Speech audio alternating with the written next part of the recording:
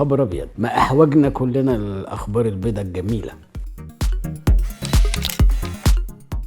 المغري بالنسبه للكوميديان بالتحديد التجميل، وده حديث الساعه دلوقتي.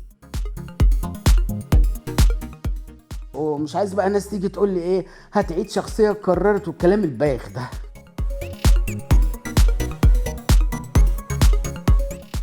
اول مره اصنع فيلم انتجه، فاشوف خصوصا ان انا خريج معهد سينما قسم انتاج، بس طبعا ملهاش علاقه يعني.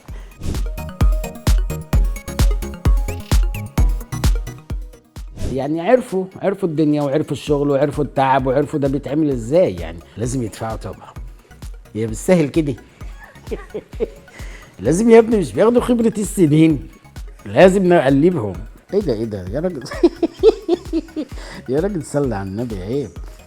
راجل عندي عيال وده كلام. تكسس ايه يا راجل، عيب الكلام ده.